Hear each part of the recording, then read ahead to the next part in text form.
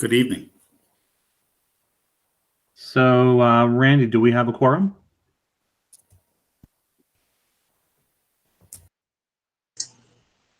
I think we have just 12. Hold on, let me just double check. We have 12. We have 12, great. And I think I see that we're recording. And are we broadcasting tonight? Yes. Great, thank you.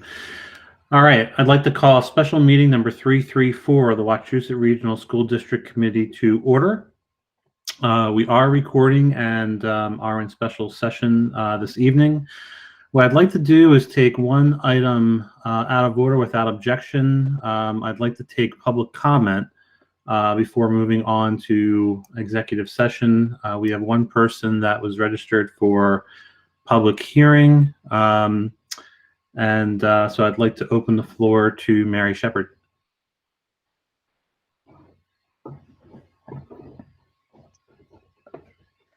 Good evening.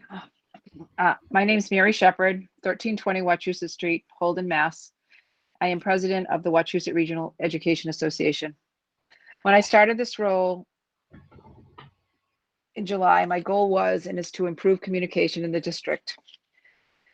After a really bumpy start, we are making progress, evident by the consistency in the plan presented for full return on April 5th, 2020. On March 9th, DESE announced its plan to require all students in grades K through 8 to return in full in person. It is a legally binding regulation and yet again another change in the school year. I feel like I'm reading the wrong.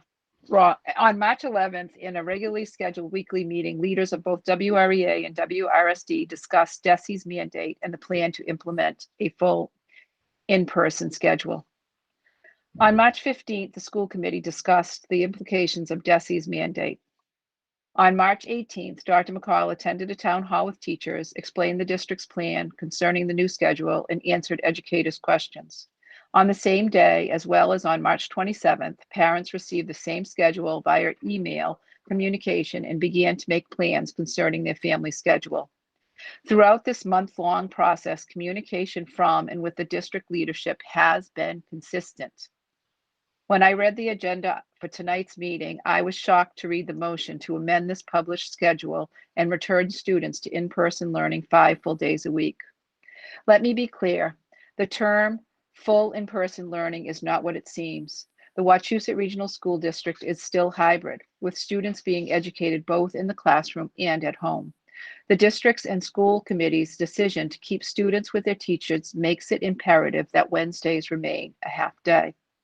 First, Wednesday half days will help our in-person students returning to the pre-COVID school schedule build stamina. Many students have not sat in a classroom for over a year, and these in-person settings will not look like they did before the pandemic began. Students will be masked, seated face forward, and have limited mobility both inside and outside the classroom. 4 full days will acclimate the students to this new environment, while the 5th half day will give them a needed mental and physical break. Success includes a balance of work and rest, and with this third transition during the 2021 school year, students will benefit from a midweek break. Wednesday half days will only strengthen the district's curriculum. Educators will be able to use that time to design innovative lesson plans to the highest quality for all students, those in the classroom and those at home in cohort C. This additional time will also increase the educators' opportunities to develop strategies for students, especially those who may need additional instruction to succeed. Finally, on Wednesdays, educators will have the time to continue working with the district's new technology integration specialist as in previously scheduled weekly sessions. This pandemic has taught us that technology is here to stay, and we must continue to strive to be proficient for our next generation of students. Please support Dr. McCall's published plan for the April 5th reopening. With less than a week to go to this next transition, making a last-minute decision to change the schedule is detrimental to the entire Wachusett learning community. Thank you. Thank you. So we'll move on from public session. At this time, I'd entertain a motion to enter into an executive session to discuss strategy for negotiations with the Wachusett Regional Education Association, WREA, on 2021 school reopening, and to provide an update on contract negotiations with bargaining units, Teamsters Union Local 170, Paraprofessionals, SEIU Local 888, ABA PAs. As the chair deems discussion in public session would have an adverse effect on the district's bargaining position, to return in public session. So So moved. moved. Second. Okay, it's been made and seconded. Randy, could you call the roll, please? Yes. Member Ayala, Ayala, yes. Member Bennett, Member Brown, Brown, yes. Member Gustafson, Yes. Yes. Member Haber, Haver, yes. Member Ember, not here, Member Kirschenbaum, Kirschenbaum, yes. Member Knowlton, Knowlton, yes. Member Lavoy, Four, yes. Member Longbeliel, Longbeliel, yes. Member Mills,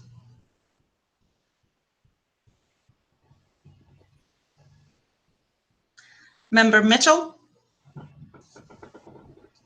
Member Otmar, Otmar, yes. Member Pantos, Pantos, yes. Member Shapiro, Shapiro, yes. Daryl, you know we can hear you.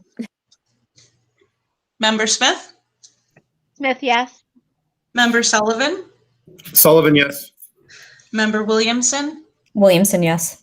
Member Woodland, Woodland, yes. Member Young, Young, yes. Chair Dennis. Dennis, yes. So we'll move over to executive session and plan to reconvene at this link afterwards. Thank you.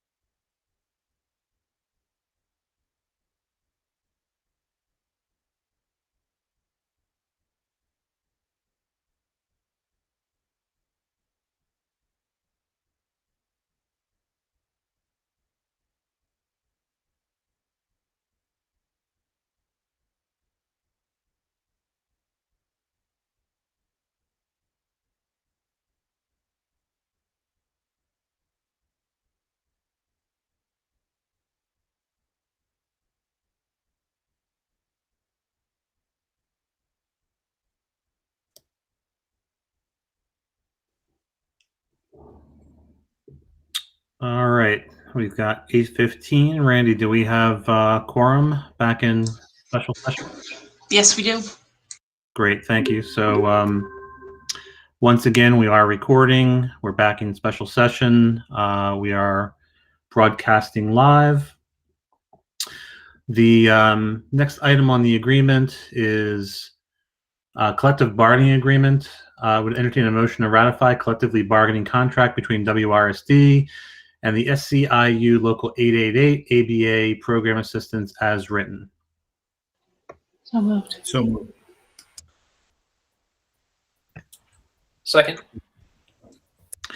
Any discussion on the motion? Seeing none, Randy, could you call the roll?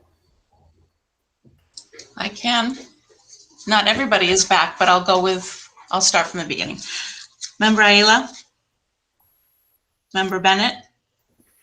Member Brown? Brown, yes. Member Gustafson? Yes. Member Haber? Haber, yes. Member Imber is not here. Member Kirschenbaum? Kirschenbaum, yes. Member Knowlton? Knowlton, yes. Member Lavoy? Lavoy, yes. Member Longbeliel? Longley, yes. Member Mills? Mills, yes. Member Otmar? Otmar, yes. Member Pantos? Pantos, yes. Member Shapiro? Shapiro, yes. Member Silva? Silva, yes. Member Smith? Smith, yes. Member Sullivan? Sullivan, yes. Member Williamson? Williamson, yes. Member Woodland? Woodland, yes. Member Young? Young, yes. Chair Dennis? Excuse me, Dennis, yes. That's it. Thank you.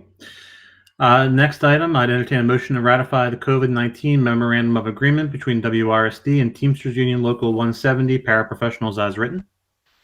So moved. So moved. Second. Any discussion on the motion? Seeing none, Randy, can you call the roll? Member Ayala? Ayala, yes. Member Bennett? Bennett, yes. Member Brown? Brown, yes. Member Gustafson? Yes. Member Haber? Haber, yes. Member Kirschenbaum? Kirschenbaum, yes. Member Knowlton? Knowlton, yes. Member Lavoy? Lavoy, yes. Member Longbeliel? Longley, yes. Member Mills? Mills, yes. Member Otmar? Otmar, yes. Member Pantos? Pantos, yes. Member Shapiro? Shapiro, yes. Member Silva? Silva, yes. Member Smith? Smith, yes. Member Sullivan? Sullivan, yes. Member Williamson? Williamson, yes. Member Woodland? Woodland, yes. Member Young? Young, yes. Chair Dennis? Dennis, yes. Motion passes. Next on the agenda is Mcas Testing. I'd entertain a motion. I'm going to read this into the record. I'd entertain a motion to support the resolution regarding Mcas Testing. The Wachusett Regional School District Committee takes the position that for the 2020-21 school year, there should be a moratorium on Mcas testing. Our rationale for this position is as follows. Whereas this is an atypical year with unprecedented stress and demands on students, and Mcas testing at this time would add to the stress while providing little benefit to summer remediation and next year's placement planning.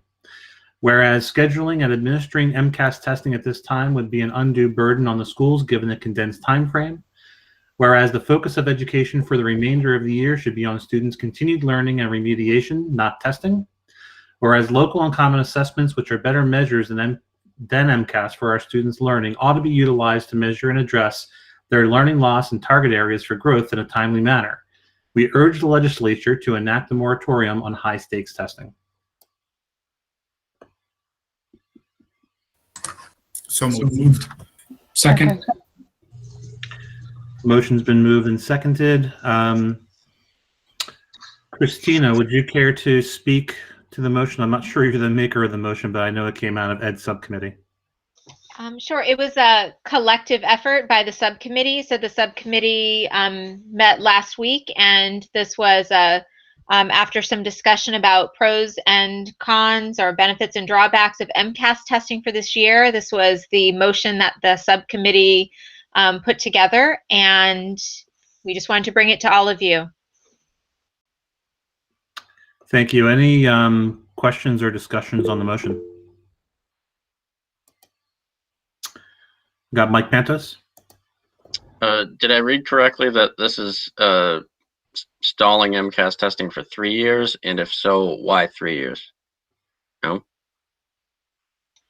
Do you want me to respond, or Mike, or do you want to respond? So I'll respond. I didn't read that, but Christina, you go right ahead and respond. Yes, just for 1 year, and that is in conjunction with what what the legislature also has in a House a bill that was just for this 1 year. Okay, thank you. Linda Woodland? I was just wondering where this resolution will be directed to. Will it be sent to our federal delegation just within the state? Would it be sent to the Department of Education for the United States? Or because it seems like there's a lot of levels that need to address this before there would be movement. Could we add our committee voice, if passed, to that pile going into DC?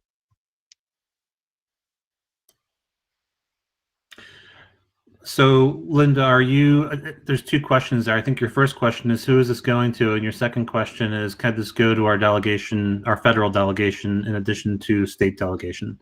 So let's take the second question.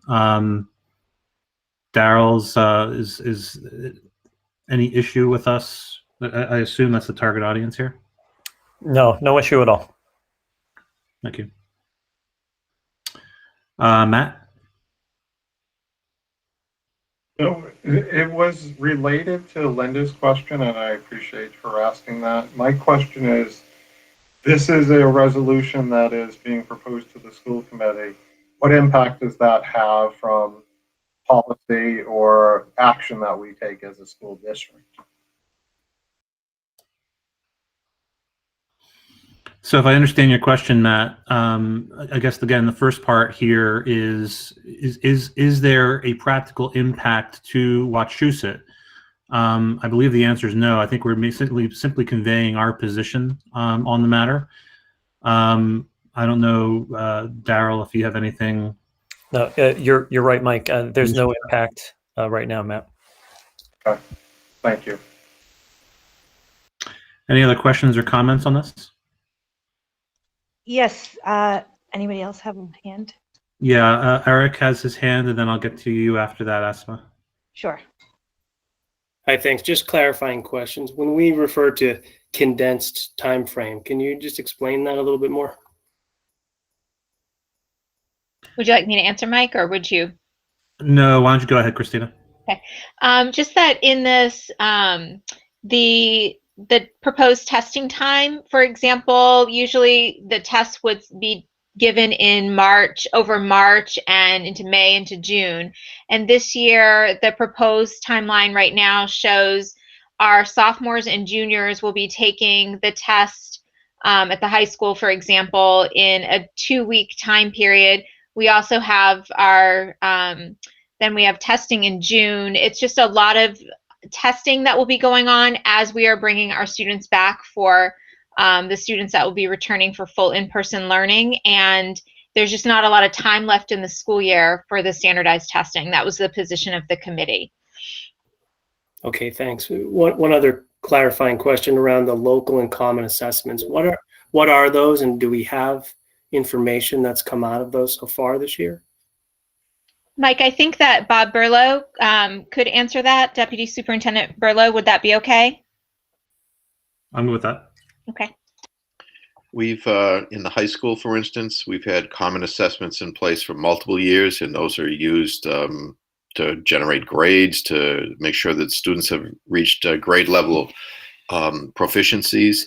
In the middle grades, the last 2.5 years, we've worked to align curriculum, to develop power standards, and to create common assessments. And the first iterations of those have been put into play prior to COVID, and then we hit COVID. So at least in the high school, they've been in place for multiple years. In the middle grades, it's something relatively new, but we also have STAR assessments available for K through 8 for reading and ELA, basically, and math. So that could take the place of the common assessments. Okay, so just generally speaking, we feel like we have a good sense of how to measure any setbacks or losses or anything based on what we have in place without the MCAS. Yeah, Eric, I think the good thing about the high school is having had those common assessments in place and they've been modified and adjusted. That's a pretty strong tool now, and they've had that trend over time, so they could go back and look at that. It isn't something where they just put in place and didn't have a baseline established. They've had those in place for multiple years, so that's a strength of the high school, actually. May I also add something for Eric's question? Is that okay? Go right ahead. One of the things the subcommittee also talked about, in addition to what Deputy Superintendent spoke about, is the part of the resolution talks about a timely fashion. We would get the results back from the assessments that teachers can give right away, or in a closer fashion, timely fashion, because they'll be able to go through the data quicker than we would get it from the state. The Deputy Superintendent also talked to us in our Education Subcommittee meeting about summer programs and remediation programs, and we'd want that data that we can get from teachers who are in our district so that we could put kids in programs, regardless of whether or not MCAS goes on or not. That will be something that the district is looking to address learning loss.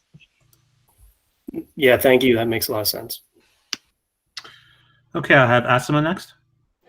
Just a quick question. Wondering what the other districts and if doing something similar, and are we like working with them to kind of, like we said, put this towards the legislators? Daryl, do you know if there are other districts with parallel efforts? Yeah, so yes, other districts are doing something similar to this, ASMA. In fact, there's kind of a boilerplate letter that has been put together. Superintendents have had that, and they've also been pushing this with, I can tell you, the superintendents group that I meet with, and the executive group of superintendents meet with the commissioner once a month. And in the last meeting that they had last week, this topic was broached, and there was a lot of pushback on our part about, having him actually pull back on MCAS. So we're hoping something happens. Yep, thank you. I just wanted to make sure we're not doing this in a bubble. Thank you. May I also add to that, Mike? Sure, go ahead. Thank you. So this idea for the resolution actually came at a management subcommittee meeting from Member Mills, who shared with us that our organization, MASC, was also pushing to not have to have a moratorium on MCAS for this year as well. Thank you. I got Malaya. Sorry. I just had a logistical question again to inform, I guess, the situation that is going on if MCAS does happen. Have they indicated a plan for those students that are continuing to learn remotely, and how they will they have to come into the buildings? Will they be able to opt out? I mean, I'm just curious. Yeah, Mike, if you don't mind, I'll try to answer that. Go ahead. Yep. So there's no opt-out for MCAS. Never has been. I doubt there will be ever. And the explanation from DESE around what to do with remote students is the expectation is they will come in and test during that time. Thank you. Ken?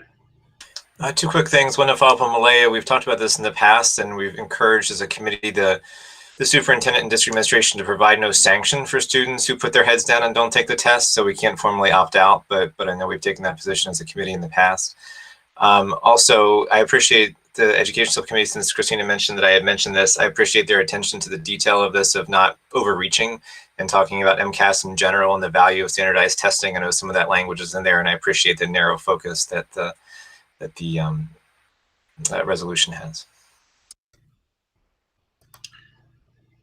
Thank you. I got Mike Pantos again. I'd like to voice to the committee my support for this motion, and I encourage others to support it. As someone who took MCAS not that many years ago, I can say that logistically and as far as the time frame goes, MCAS would use up a lot of valuable time when we have our kids back in school where we could be learning, and I don't think that's a good use of our time during the remainder of the school year. Thank you. Thank you. Any other thoughts or questions on the topic? Seeing none, Randy, can you call the roll? Yes. Member Ayala? Ayala, yes. Member Bennett?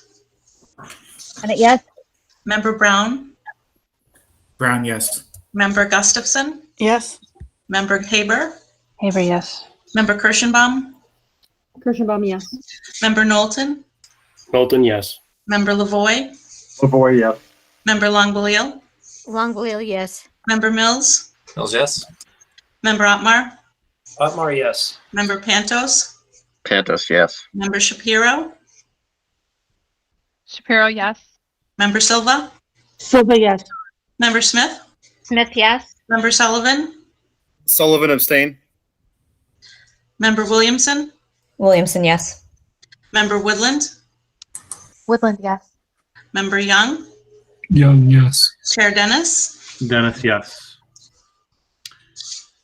Motion passes, and thank you again in the Education Subcommittee for taking that up. Next item is an update on reopening of schools. I'll turn it to Daryl. Thank you, Mike. I'll just present my screen.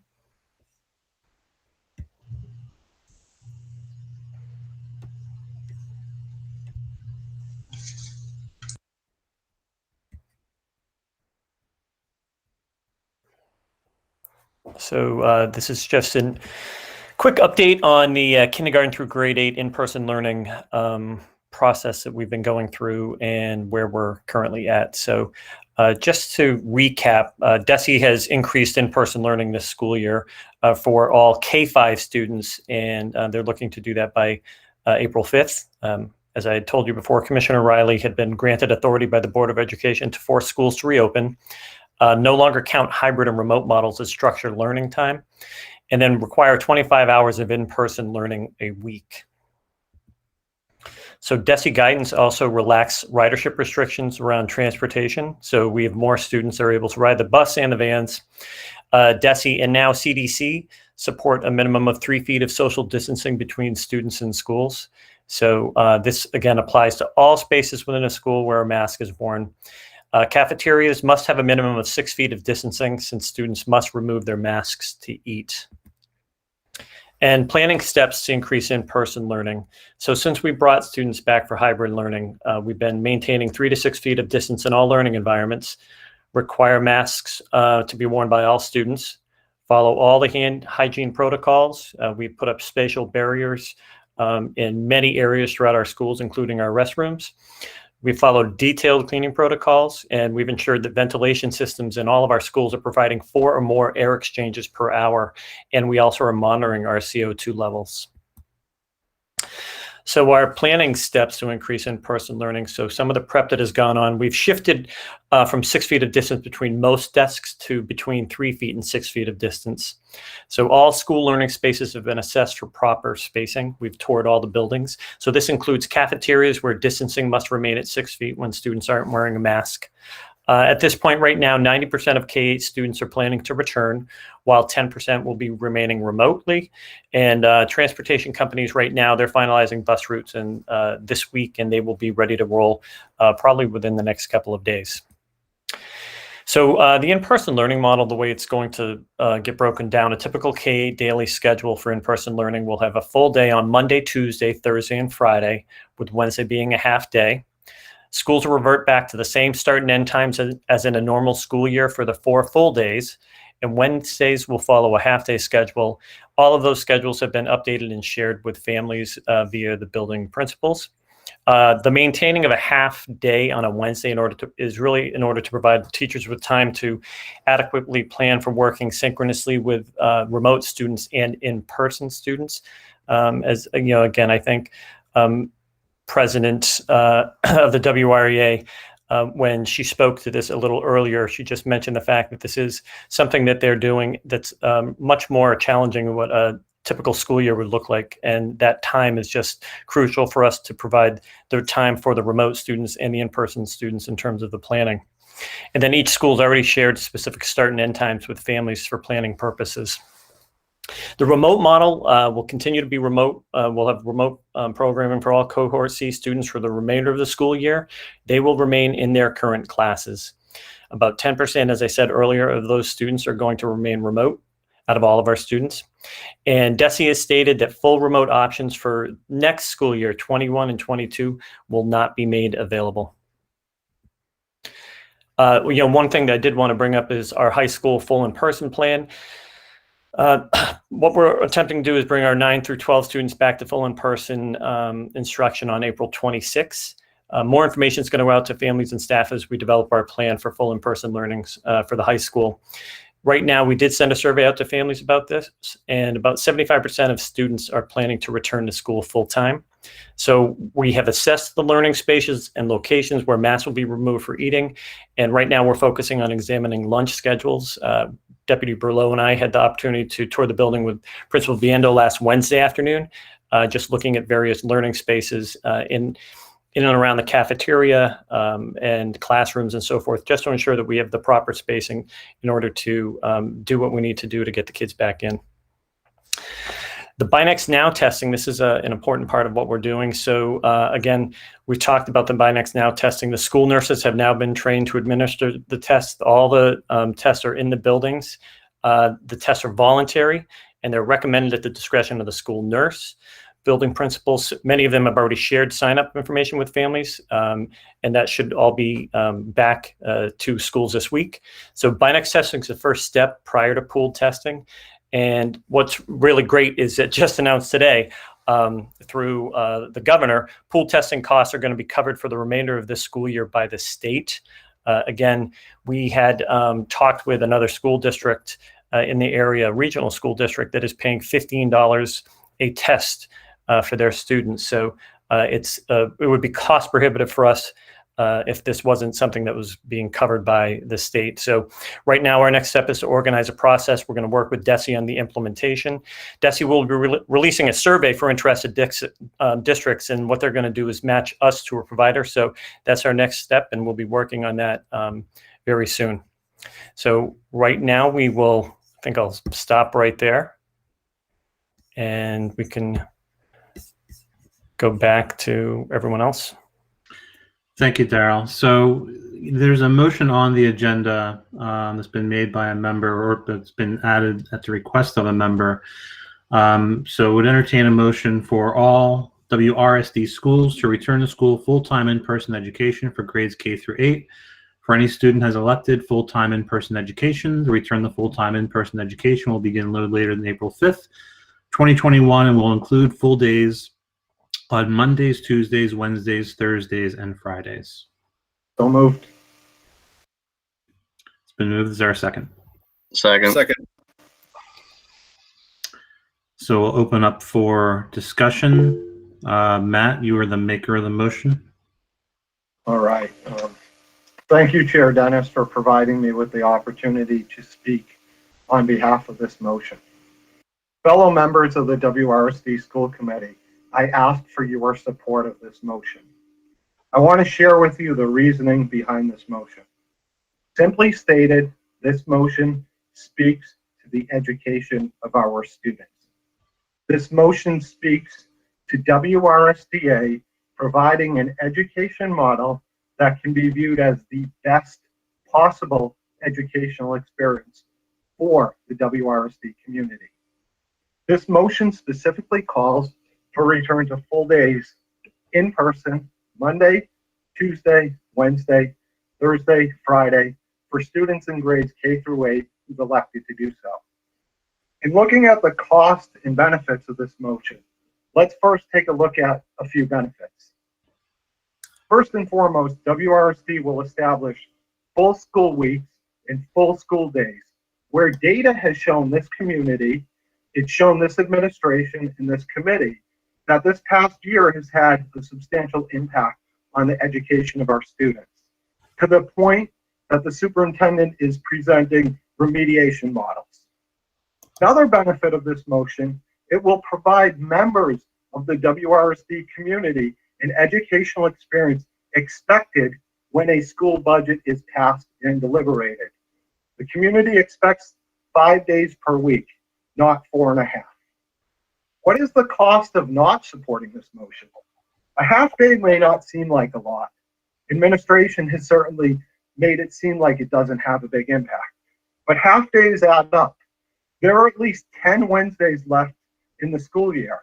With half days times 10 Wednesdays, that equals 5 full days. That equals 1 week of in-person education.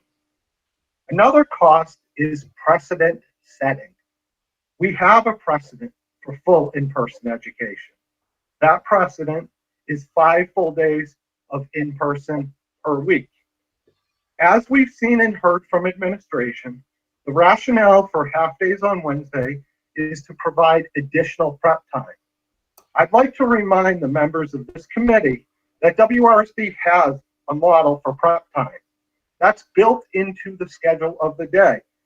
That's why we have such items as specials, lunch, and free periods. We've also seen and heard from administration at our last meeting that half days would still allow WSD to meet, and I will quote unquote, the minimum requirements of DESE. Fellow members of the school committee, I ask for your support on this motion and wrap up with the following questions to this body.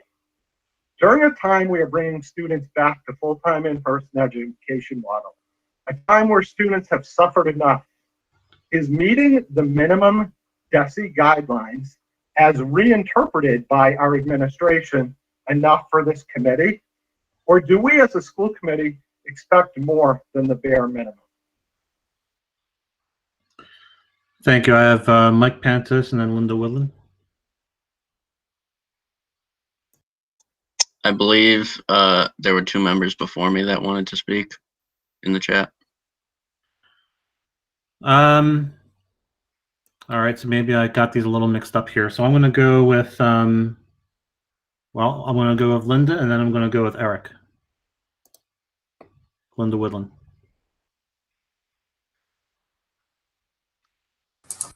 I'm sorry, I thought Point that I of was order. later now. Yeah, that's out. Yeah, I think you have Laura, then Carl, then Mike, then Linda, Melissa, and So the order that I had was, I thought I saw Mike and Linda. I had Eric, Malia, Ken, Laura, Carl. You know, Laura and Carl are on the current topic, all right. starting at 8:38 p.m.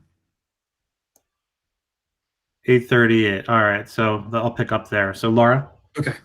Thank you.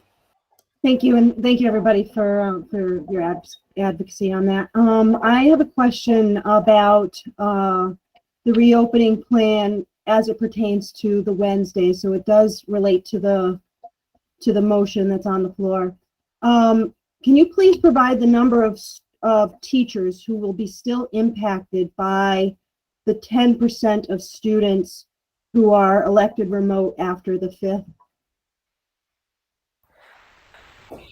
So Mike, if you don't mind, Laura, I don't have an exact number, but it's probably in the 90 to 95% range, primarily because we have kids pretty much in every single grade or every single class. There are some teachers that don't have kids who are remote, but it's 90 to 95%.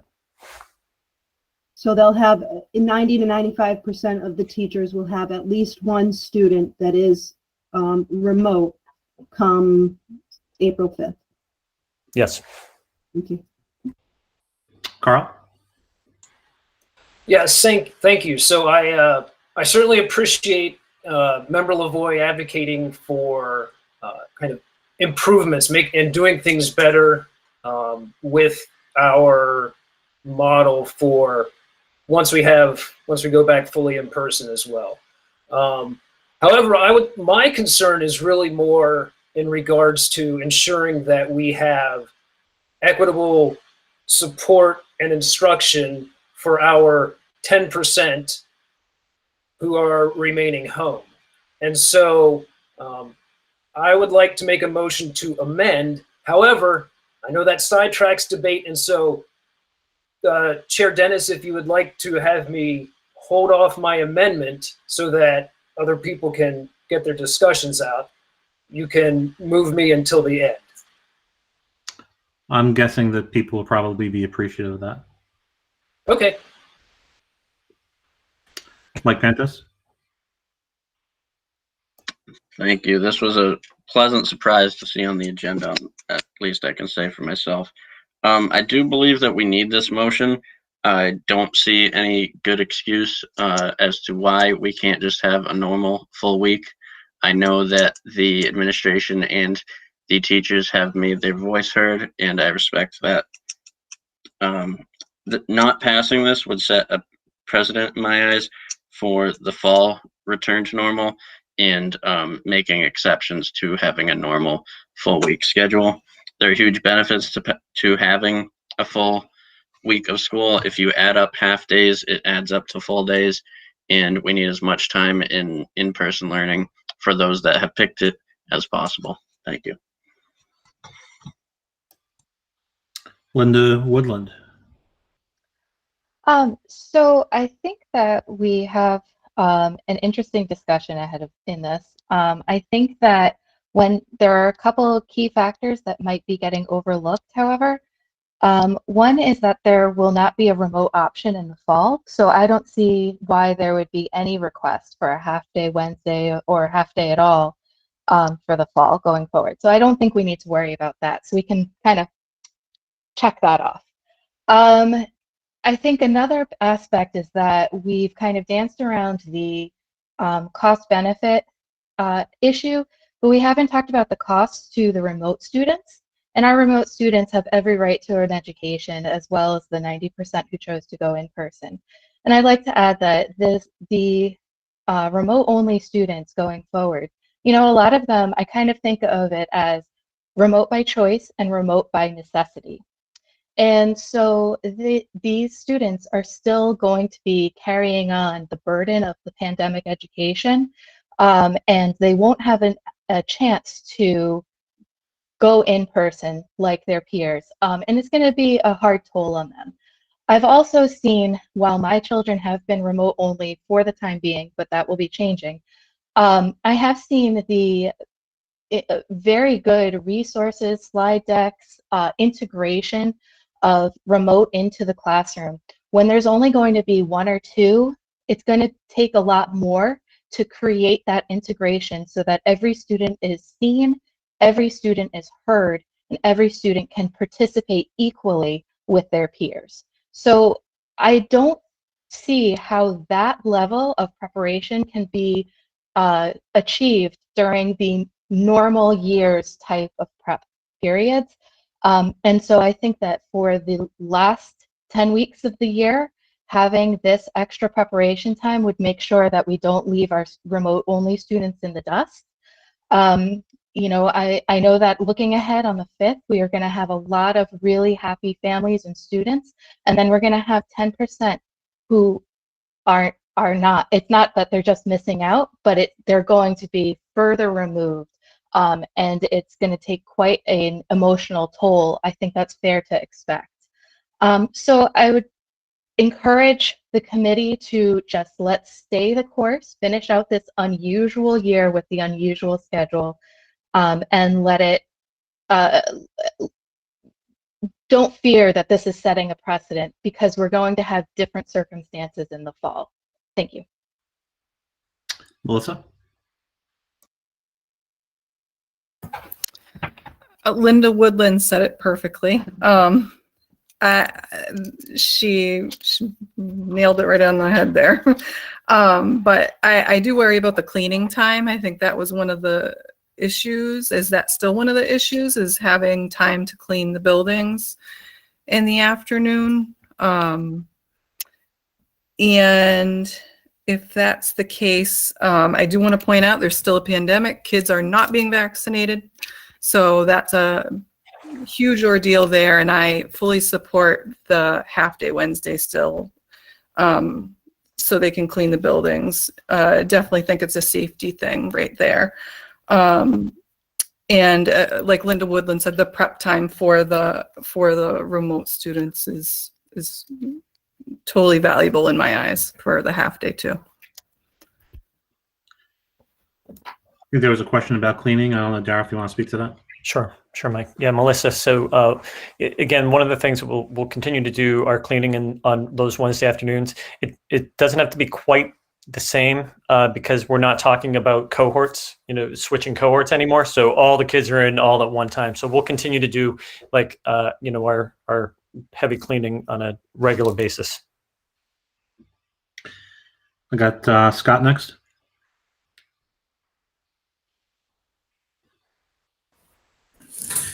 I believe listening to the teachers for the past few months, they really do need the time for the remote students going forward. Because again, this is not their normal job function. And so I would like to see it going forward as is, as administration has planned. And if a month or two into it, we find that, they don't need that time, then we can take this up. But I do believe the teachers do need the time for prep. Okay, Kelly. Hi, I just want to share my perspective, as someone who watches teachers do this day in and day out, and the amount of time that it takes to plan for this, to do it right. I would venture to say it's twice the work.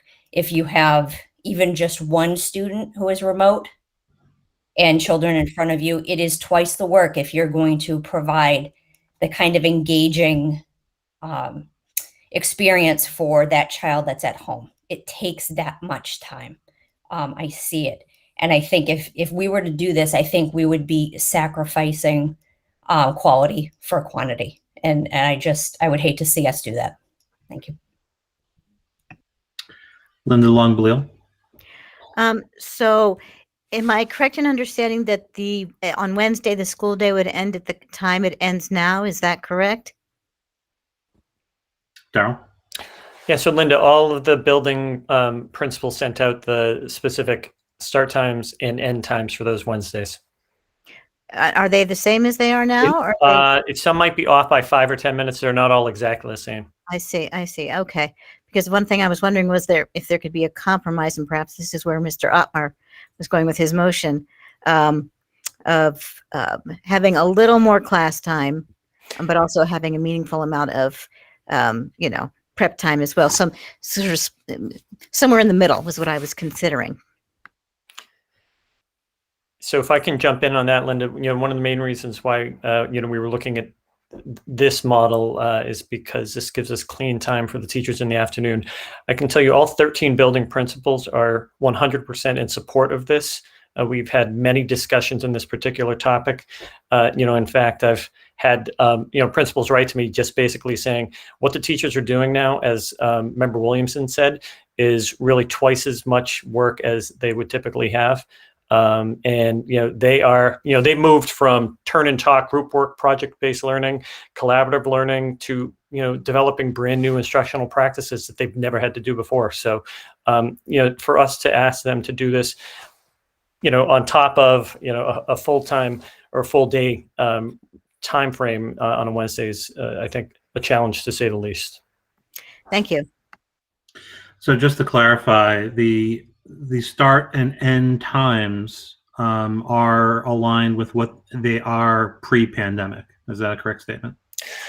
Yes, for Monday, Tuesday, Thursday, Friday, yes. The start time for Wednesday is still the same, but the end times might be off in a couple of the schools by 5 to 10 minutes. Okay, thank you. Malaya. Okay, my computer's slow, sorry. A couple of points I was going to say have already been made. I will echo the sentiment that we also have a duty to educate those 10% of students. I also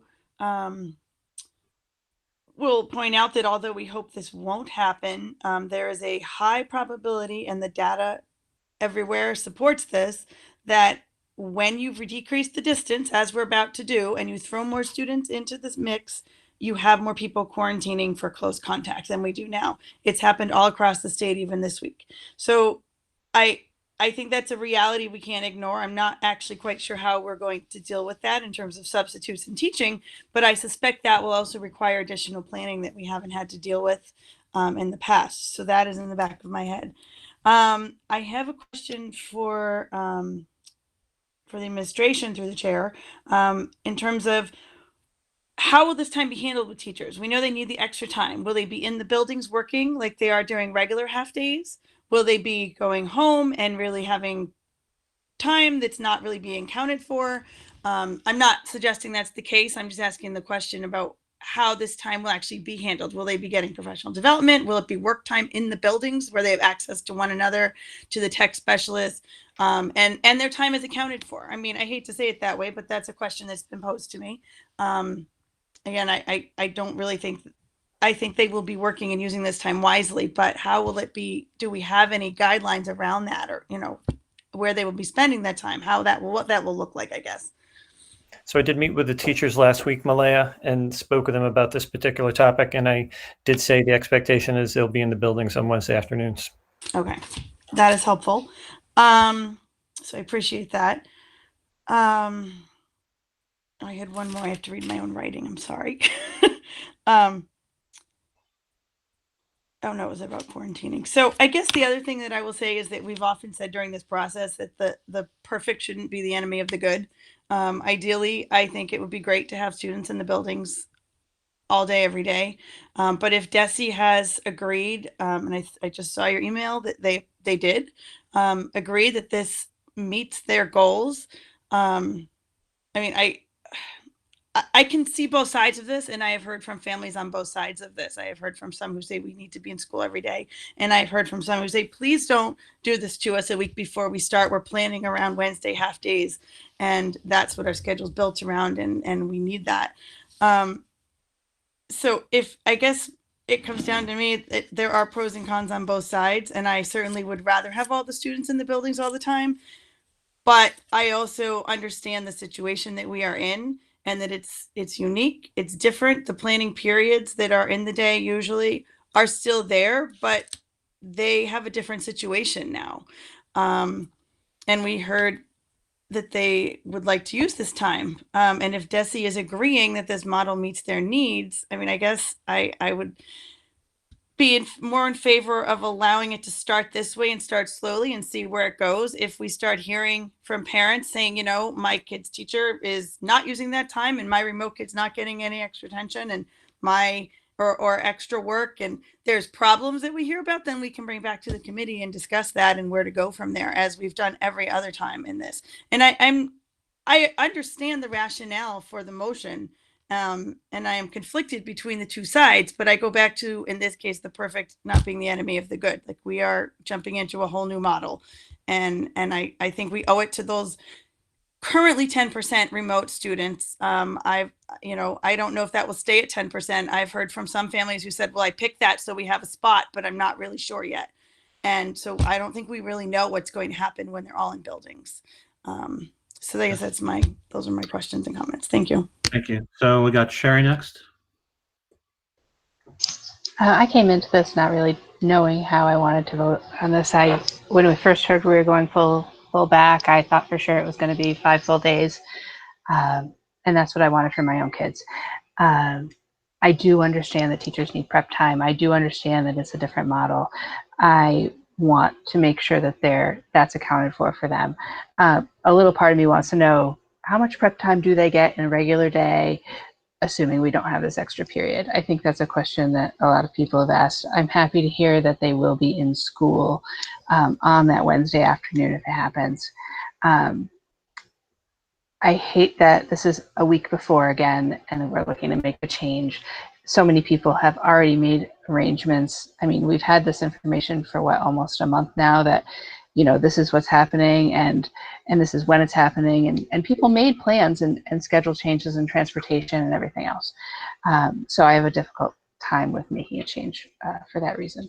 And I still don't know how I'm voting, but I would like to know about current prep times, please. Sure, Sherry. So if the way the contract kind of breaks out, it's basically 470 minutes over 10 days. So it's about a 47-minute prep period a day if you break it down that way. Lunch does not count as a prep period. It's typically, I think Member Lavoie said it's around related art. So art, music, or PE. those are typically the the places where a regular ed teacher, a classroom teacher, has his or her prep time when his or her students go to one of the related arts. Thank you. I have Jeff next. So I'll apologize in advance. I have a few questions through the chair to the administration. Is this, to your knowledge, is this something that other districts are enacting, or are we in isolation pretty much with the half-day Wednesday model? No, Jeff, actually, there are the districts that are doing this. Some districts actually were trying to do full days on, so they were trying to do 4 days and, 1 day completely remote. And I think those are the schools that try to do a waiver. And I think for the most part, they were turned down, which is why I did share an email with all of you this evening from the Associate Commissioner, Rob Curtin, that, said, a 5 day a week, as long as kids are in 5 days a week, we're meeting the 25-hour time frame, we're good to go. All right, and just can I keep following up? Just stop me if I can. But so for the structured learning time, does that include specials, teacher lunch, any mask breaks or recess, or is that the old phrase time on learning? Is that considered the same as structured learning time? Yeah, so it gets rolled in. So it's interesting because Deputy Berleau has actually met with building principals and gone through the schedules over the past basically 2 weeks, looking at each and every one, so that we're making sure that we're meeting those times. So you can't count, that lunchtime, you can't count recess. So we're looking at the block of time when we can count. So specifically specials, is that considered structured learning time? Yes. Yep. It is. Okay. Yep. All right, and then my last sort of comment is, and I say this with all due respect, I think that a lot of us have children, obviously, and we come from a place of maybe our personal feelings, and I understand that. I guess I would just say that, and I know I'm not going to use 90 and 10% as the numbers, even though that's what they are. Just consider what is best for the whole, and I do agree those students should not. I mean, I'm not suggesting by any stretch that we don't consider those students. I just think that as the motion states, that it's more time in front of a teacher, whether that be remote or in person, is what's best for all students. And I'll leave it at that. Thank you. I have Kenichi next. Yep. So I'm worried that this motion will also be applied to high school come April 26th.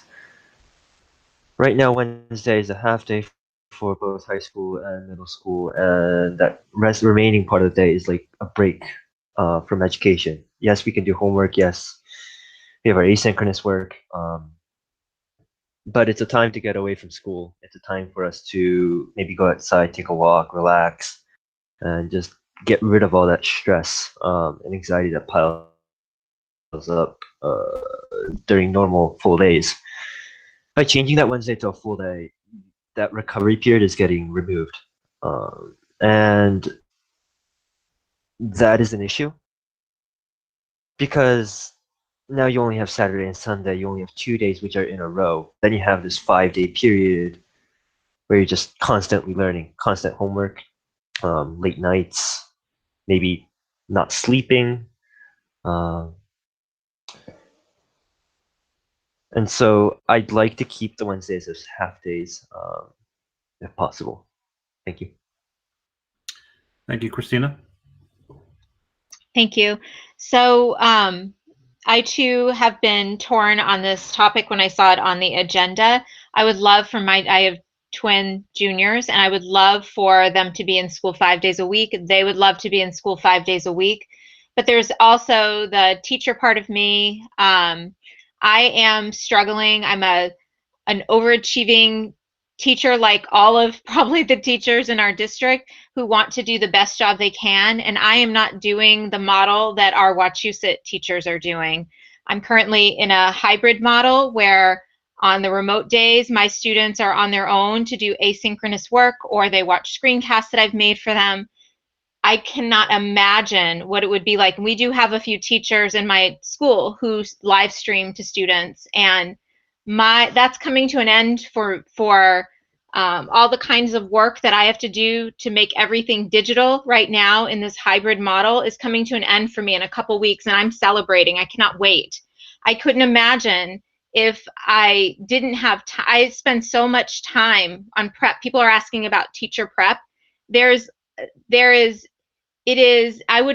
appreciate Member Williamson's comment, but I'd say it's even 3 times the amount of work that I normally do in a school year, and it's different work. It's not even the fun kind of work we like to do. For that reason, I'm leaning towards the voting not in support of this motion, thinking of our teachers who need that time to just get their materials together for the kids that are still at home. They need to connect with them. They need to maybe reach out to parents. They also need to work on their materials for their kids that are in front of them. This is a different type of year. I don't think we're setting a precedent, as has been mentioned. I'm also concerned, as Member Gustafson brought up, about possible quarantining of students, and she mentioned the increase. I'm finding that the last 2 weeks myself, I've been having to communicate more with, I don't want to say any more, but that's going to be a burden on teachers if there are 6 to 8 students in their class who are going to be out. That takes time. So I think we need to think about the time our teachers might need to prep for all of their students, whether they're in person with them, quarantining, or in the remote program. Thank you. Thank you. So I guess I have a fairly, what I think is a straightforward question, and that is, by going through this model, this Monday, Tuesday, Wednesday, Thursday, Friday, then Wednesday half-day model, are we meeting the DESE requirements for a full return in-person learning? Yes, we are. Okay. All right. I have Mike, Matt as a point of information, and Malia, and then I think Carl has wanted me to double back to him. Thank you. So I'd like to remind everyone that we're here for the students. This conversation is going a lot about teachers, which I understand it regards the teachers, but I'd like to just mention students once again. Thank you, Kenichi, for speaking up about students. I can see both sides of this. Definitely can see both sides of this, and I'd ask that if this is not passed tonight, that we can at least maybe, because I know this district's notorious for changing schedules, and I'd like to not be a part of that. However, if we could possibly look into maybe doing this on our next jump, which would be when high school goes back to full in person, and things will have changed by then, and we can reevaluate. Maybe that's a time at which we can reevaluate such. I'd like to address a few concerns by some other members, such as this is not an anti-remote student motion. I'd like to get that out of people's heads. And this is pro-learning for all students. Also, with the whole pandemic, goalposts keep moving. We don't know what's going to happen in the fall. We don't know if something else is going to happen. So let's stop saying, oh, everything else is going to be solved in the fall. We said that last spring. Just keep that in mind. And also, question for administration, why Wednesdays? And yeah, basically why Wednesdays? Wednesdays are a typical half day when we would have half days anyway, Mike. So that was why. So just out of routine, or? Yep. Okay. Yes. Thank you. All right, I got Matt. All right, I just wanted to share a point of information on the motion, and the reason why it states full in person is I wanted to adhere to the guidelines from the Commonwealth of Massachusetts testing. And I will read their guidelines, which say that full-time in-person education means that all structured learning time hours, on average, 5 hours per day of structured learning time at the elementary level and 5.5 hours per day at the secondary level, are required to be delivered in person 5 days per week. This will generally mean that students are attending full school day equivalent to the length of their school day pre pandemic. Any deviation from offering full-time in-person instruction 5 days a week to all students requires a waiver. Now, I do appreciate Dr. McCall reaching out during our meeting to get information from the commissioner. I wish they would respond to me when I emailed at 7 o'clock in the night while we're supposed to be meeting, and then receiving information during deliberation. But let's keep in mind that those guidelines that I just read are state laws. So an email from a deputy commissioner, previously Dr. McCall told us that the commissioner, Deputy Dan Anderson, would agree to any plan that we voted on earlier in the year. That was false information. The DESI's guidelines were they will agree to any plan as long as we took into account for every student. Lastly, I will bring up Dr. McCall and myself had a conversation when our students returned to hybrid. At that point, we took students that were in our programs that were full 5 days a week, and we scaled them back on Wednesday from full days to half days. At that point, Dr. McCall and I had a conversation. He said, don't worry, Matt, when we go back to full time, it'll all return to normal. That was the lip service that Dr. McCall gave me in a conversation.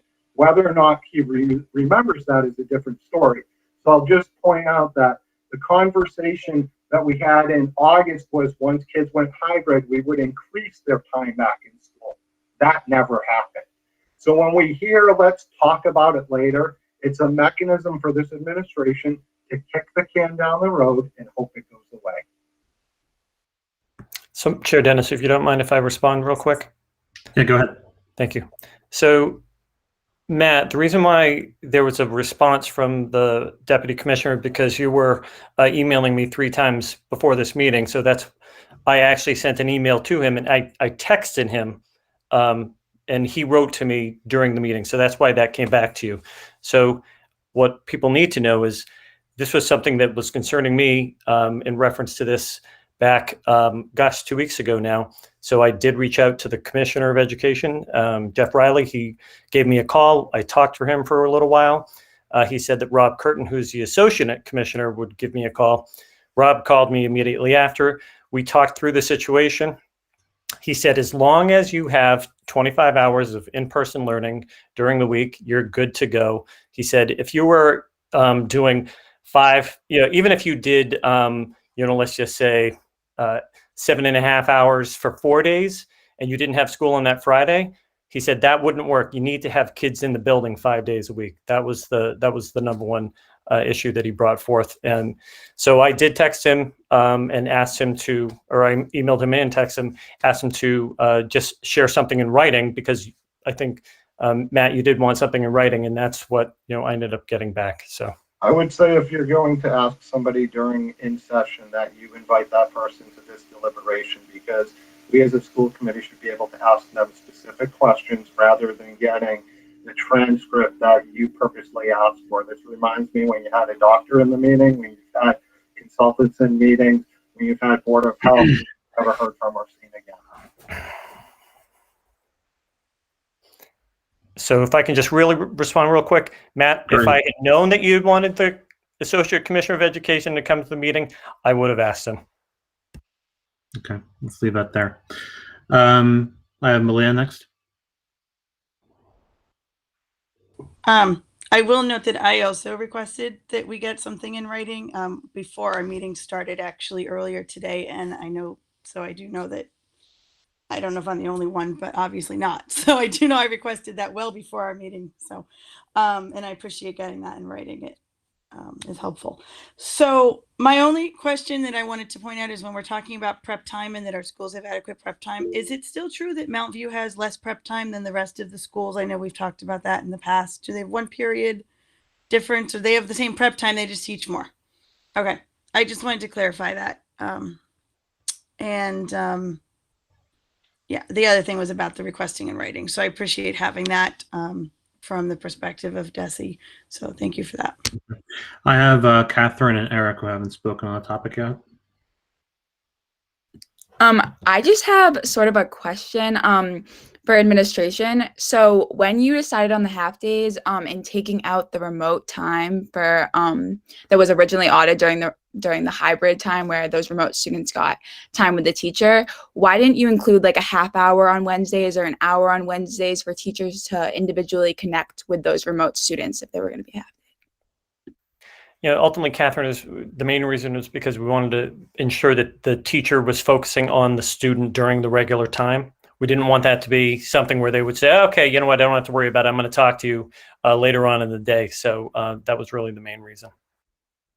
Okay, I guess I do appreciate that perspective. I do share the same concerns with Kenichi about time on learning. I spend that entire Wednesday doing homework from the perspective of a student. So, or in social emotional learning, I do think that Wednesday half day does provide a break for students, especially those remote students from the screen, but also those in-person students, especially at the K-8 level. Those younger kids shouldn't be on the screen all day. But I do understand where the other point is coming from. Thank you. Thank you, Eric. Yeah, I think this seems like one of those issues where almost everyone's right, which is one of these weird situations where I have no idea what that actually turns out to be. A couple of things. I feel like have we completely ruled out the option for almost what I would just call, for lack of a better term, an online only sort of approach, where we have a group of teachers that focus solely on that for the 10%, so they get that dedicated focus remote? I think other members have mentioned this in prior meetings, and there's some concern about switching teachers. Totally understand that. But there's also the idea that kids could handle that, and potentially the risk, the benefit outweighs the risk, maybe, where we could really focus on those kids, and then the in-person kids get the full attention from those teachers in the classroom. Have we completely ruled out that model? Yeah, we have, Eric. We discussed this, with administration and with teachers in reference to, as you said, I think you alluded to it, students leaving their classroom, teachers, moving to a new class. So not only do we, when looking at this, we would have to uproot kids from, not only the remote kids, but we'd have to pull teachers who were teaching in person already. And those kids would have to be distributed to other classrooms as well. So it was really it would cause such turmoil on both ends. We decided not to do it. Okay. Yeah, I don't know. This is a tough one. I can see all sides. I think to Member Pantos's point about revisiting it, I think that's maybe a fair compromise. I know that parents have planned, and changing now is tough. But I feel like, I can't speak for the students because I haven't talked to them. I have talked to several teachers who are really, burdened with planning. So I completely understand that. I just feel like it's somewhere in the middle here, and it's a tough one, I guess. That's it. All right. Carl, am I going back to you? You're the chair. It's your choice. So. All right. I'm recognizing you. All right. Thank you. So again, as I said earlier, I would like to make an amendment to this motion, and it cycles back to it gets at least Member Lavoie's intent of us doing more than what DES is requiring. So I would like to amend the motion so that it would say that no later than April 5th, 2010,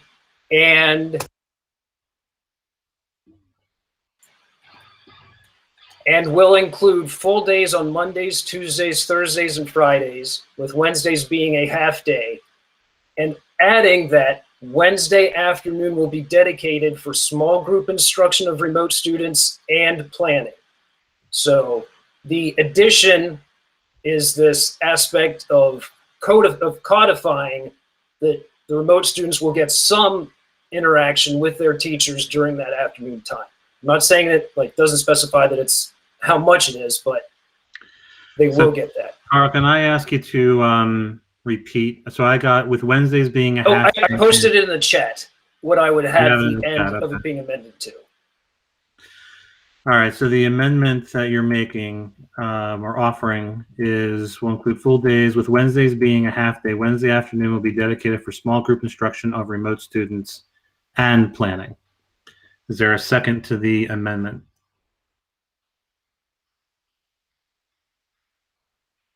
I second that. Any discussion on the amendment and the amendment only?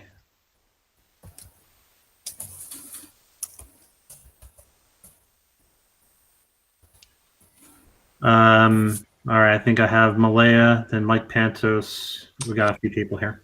My Malaya. initial response to the amendment, while I appreciate the intent, is that is in a totally different way inequitable to those students that are remote learning, because it places an extra burden on them. I have no idea how we'd even manage that or justify that, to require them to attend some sort of small group instruction that their peers that happen to be going into the buildings do not have to. Even if we could figure that out logistically, I mean, if it's optional, maybe there's a way to do that, but I don't see how we can require that and still say we're providing the same equitable education to all of them without placing some undue burden on them. And I'm not sure if it would be legal either, actually, but it's beyond me. That's my Thank you. immediate concern. Thank you, Mike Pantos. So I appreciate the intent of the amendment. However, I don't think it does us much good more than the original motion. I do appreciate Miss Mangus has spoken on having time to do homework, which is not something I had thought of, but I do remember as a student, I would take every little bit of time during the day that I could get to work on homework, and I'd like to make a motion to close debate. So right now we have a motion to amend. You're making a motion to close debate on the amendment. Yes. So the motion to close debate on the amendment has been made. Is there a second to closing debate on the amendment? Second. The motion to close debate on the amendment has been made and seconded. We'll go to a roll call vote. The roll call vote is to close debate on the discussion of the amendment. Member Ayala? Ayala, yes. Member Bennett? Bennett, no. Member Brown? Brown, yes. Member Gustafson? In deference to the people with their hands raised, no. Member Haber? For the same reason, no. Member Kirschenbaum? Yes. Member Knowlton? Knowlton, no. Member Lavoy? No. Member Long LaBeal? Also, in deference to the members with their hands up, no. Member Mills? Mills, no. Member Otmar? Otmar, no. Member Pantos? Pantos, yes. Member Shapiro?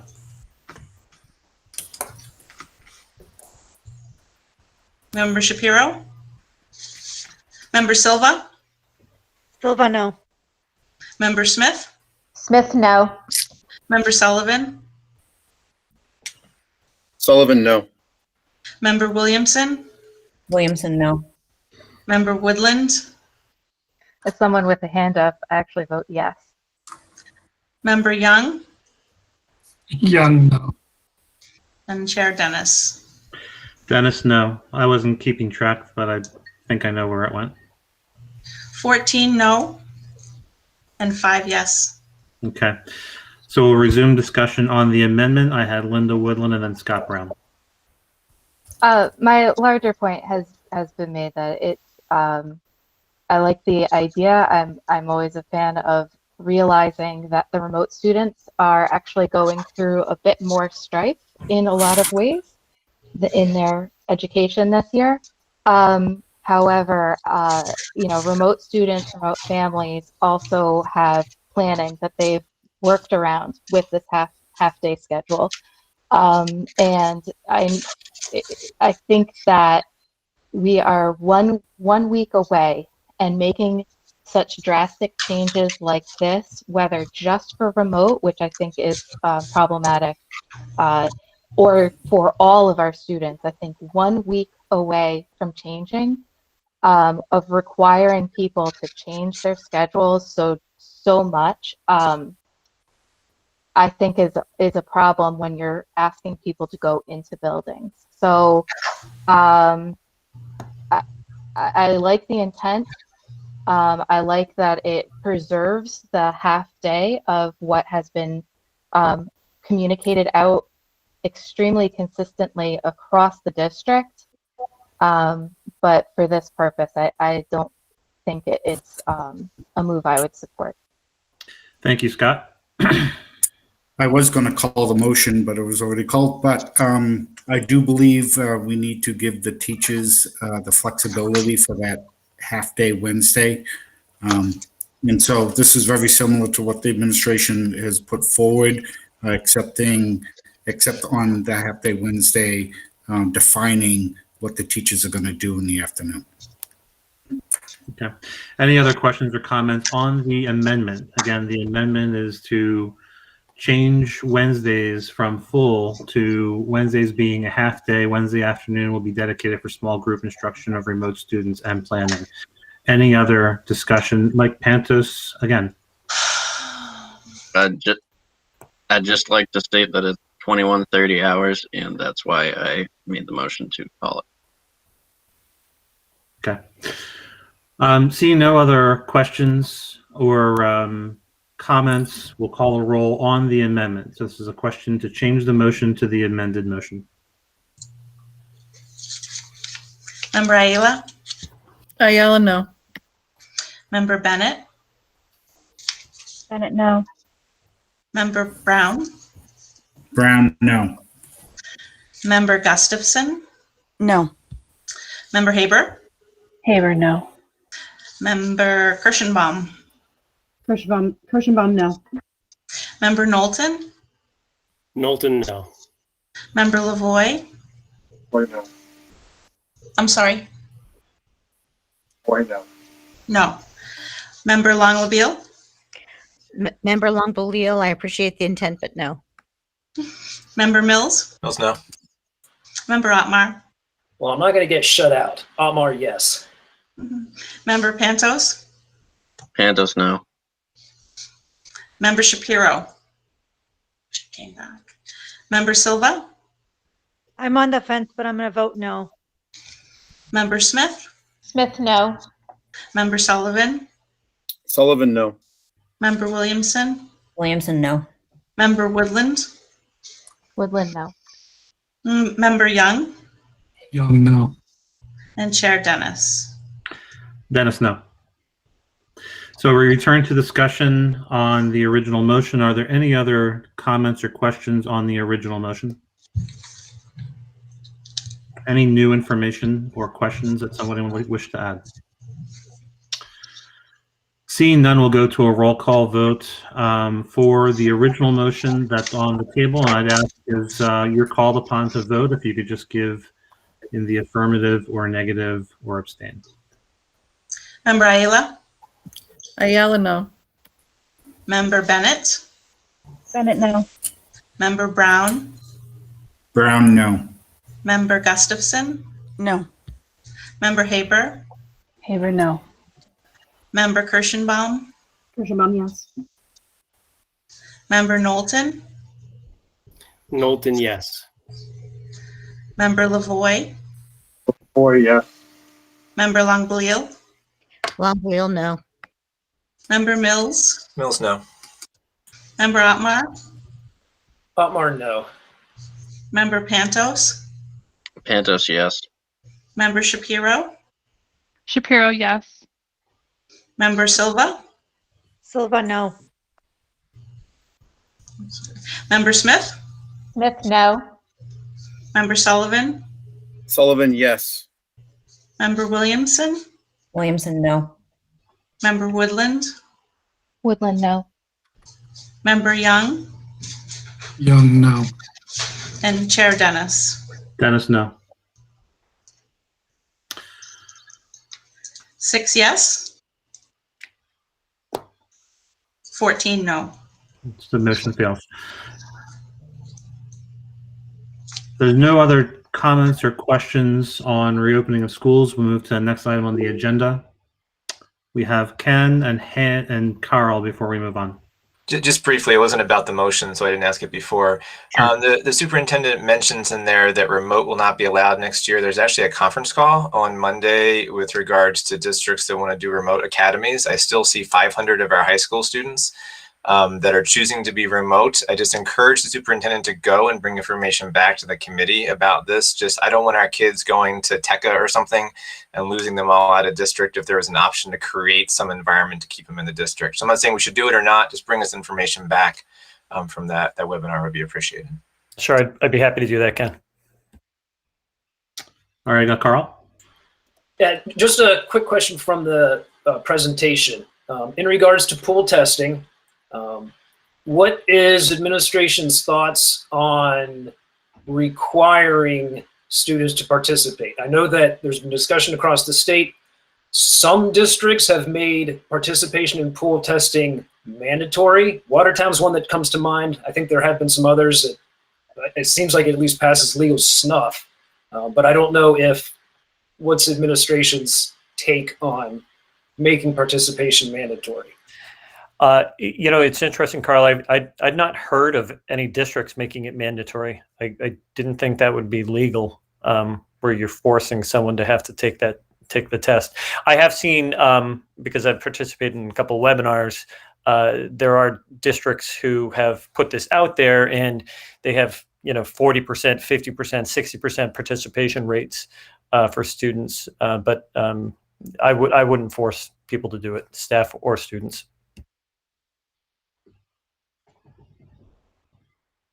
Linda? From your presentation, I'm just curious for high school, I wanted to be sure, are you intending to have students go back full days, or would it be like now the mornings, and then like in case the cafeteria overflows and lunch periods lasting all day long don't get condensed? Thank you. Yes, right. So right now the goal is to bring them back full days. And so, again, that's one of the reasons why we had that last line talking about the cafeteria. So we are looking specifically at how we can get the kids through the lunch in an adequate time frame without adding, because right now there are 4 lunches at the high school. What we don't want to have to do is go to 6, because then all of the schedules really get moved around quite a bit. And I think Catherine and Kenichi wouldn't be very happy with me. So we're doing everything in our power to keep it a 4. Matt? My concern is, when will we have that plan, Dr. McCall? We had all just deliberated something and we were talking about short notice, and high school's April 26th, today's March 29th. It would be great to have those types of discussions tonight, so it's not short notice. I asked this in previous meetings, but when will we know as a committee so we can have appropriate discussions of what the education model will look like at the high school? Sure. So, again, we had talked about the education model for the K-8 a while ago. I just put it out to families several times. But at the high school right now, the plan is to have them in school for the four days a week, probably with the same half-day model on a Wednesday. We're still discussing that with Principal Biando and looking at how that plays out. But again, just so everyone knows, there are still some details that we have to work out in terms of lunch schedules, and we're working on that right now. We'll see how that works out. We're not completely sure. That's why that's farther down the road in terms of a time frame. And again, we're moving much faster than the state is in terms of trying to bring kids back at the high school level. So K-5 is set for April 5th. We're doing K-8. So I know some districts are doing that as well. but we're moving a little faster than the state says we have to. We're doing the same thing with high school. Right now, there's no return date for high school. In fact, I'm not sure whether or not the commissioner is even going to say there's going to be a real return date that he mandates. And that was from a discussion that we had last Wednesday or Thursday at a webinar. So I really feel as though what we're doing right now is taking those steps. As soon as we have more definitive information, all of that will go out to everyone.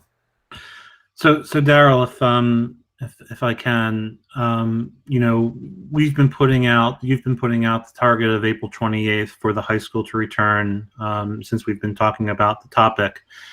Our next school committee meeting is on April 12th. Can we look to April 12th as being a time when the details around a return to school for April 28th will be ironed out and we can discuss them? Yes. Okay. Thank you. All right, I have Mike Pantos. Two things. First of all, so the proposed date for high school full in person is the 26th or the 28th? On mute.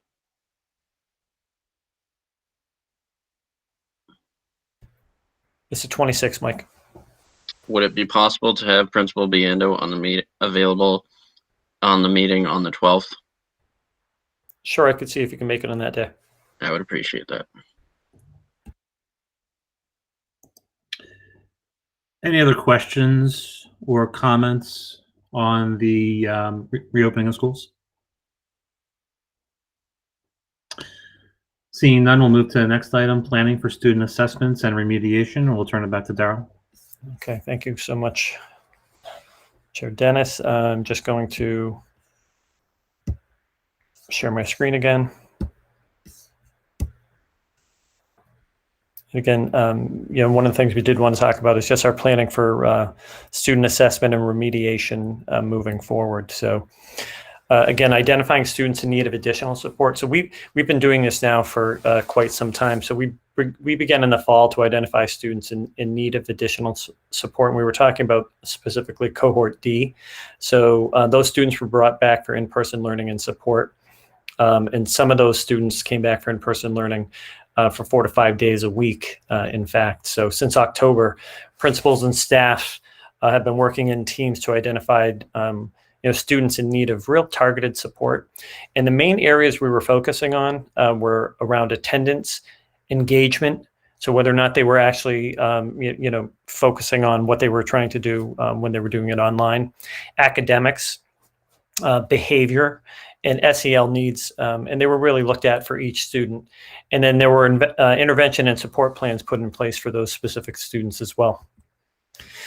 So in terms of assessing student learning, I believe, Deputy Berlow already spoke to some of this already, but again, we've been monitoring student progress in specific areas. So we use Panorama Education for our SEL survey. That's our social emotional learning, but we also have a student success portal, which is something that we just brought on board and we're going to be using in all of our buildings. We also have for academic learning, we have STAR reading and STAR math assessments, and that covers, as Bob mentioned, K through 8. Then we also have common district developed assessments. And, when we're talking about that, we have quite a few of those at the middle school level, as Bob mentioned, but it's really the high school where we have those common assessments across the board. So those are going to be used to measure grade level competencies, and those are also going to be used to help us identify students for either summer programs and or any extended day programs we might be looking at for next year. So really the student remediation process, we're in the planning stage right now, so we're really developing our specifics around a summer program. So our goal is to have a program in place immediately after the 4th of July break. One thing that we do know is that I think staff, administration, teachers, kids, they're all pretty tired right now, and they all could use a break. So we didn't want to begin this immediately after school was over in June. So we wanted to give them a little time off. It would be about 4 mornings a week. That's what we're currently looking at. We'd focus on ELA, math, and science. And right now we're working with our special ed program. So Christine Smith and I have been talking about her extended year program. and this other remedial program that we would have, and looking at building spaces and how that might play out. And again, we're also looking at transportation options and what those costs might be, because that does come into play when we're looking at this entire process. And again, there's also the opportunity for an acceleration academy, and this is something that the Commissioner Desi is putting out there. So what they're going to do is they're looking at sponsoring a program where you would have the opportunity for students to come in for kind of a week-long intensive support program to get kids back into the swing of school prior to school starting. So it would be about 4 hours of subject-specific support in ELA, science, math, for a total amount of 20 hours during a week. Everything would be covered by DESE, so it's a kind of an entitlement grant. So if it was something that we would be interested in, DESE would cover the costs associated with teachers and everything else that goes along with it. There is more information that will be forthcoming, but I did fill out a survey today that said we would be interested in looking at this for our students. And that is where we're at right now.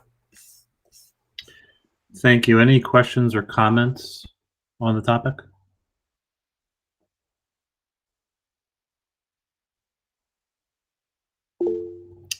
Linda Woodland. You're going to be sick of saying my name. I'm sorry. So I have a couple questions about the remediation plans for the summer. I saw, I was a little surprised to see science. So I was curious if that's for K through 12 or just upper levels or what. And then I also was curious to know if there's any possibility of doing like an SEL focused kind of remediation. I'm thinking of the kids who normally would have in-person social skills groups or things of that nature that are hard to do in person with COVID protocols. Is it, you know, and you see a lot of, for the younger kids, this kind of desire of they need to heal, they need to connect again in order to learn in the fall. So is there anything about those wavelengths that could be happening? Thanks. Yeah, definitely, Linda. So, you know, in terms of the science, you know, we're really looking at that being probably middle high. When we're talking about the SEL piece, one of the things that we want to attempt to do is bring that into the programming anyway. That would be part of what would be, you know, during the day. Because again, when we're talking about trying to get kids in for 4 weeks during the summer, it can't be purely academic the entire time. We want to focus on also having the opportunity for students to work with one another, to talk with one another, to have some, as you said, some SEL pieces to go along with what's going on around, you know, cooperative learning, discussions, as you said, a level of healing for them, and to have some consistency with that during the summer. So it hasn't, oh, and Chris Smith does have a hand up. I'll let you go, Chris. So that is something, and Chris, if you want to jump in right there, that's fine. Sure, thanks. I just wanted to mention that we did have psychologists working last summer, and we would definitely be looking at that. I know one of our elementary schools is pulling together a pilot program that I'm going to be looking at and reviewing to see if we can spread that out over a few more schools. So we're thinking along the same wavelength, Linda, making sure that our kids are getting what they need during the summer as we sort of reboost them back to school. Thank you. Thanks, Chris.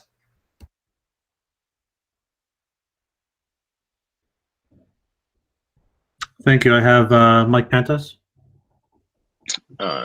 Thank you, Superintendent, for that presentation. I think the Acceleration Academy would be a great option to have available for our students. Would that be a remote or in-person option, or both? It would be in person. Okay, thank you.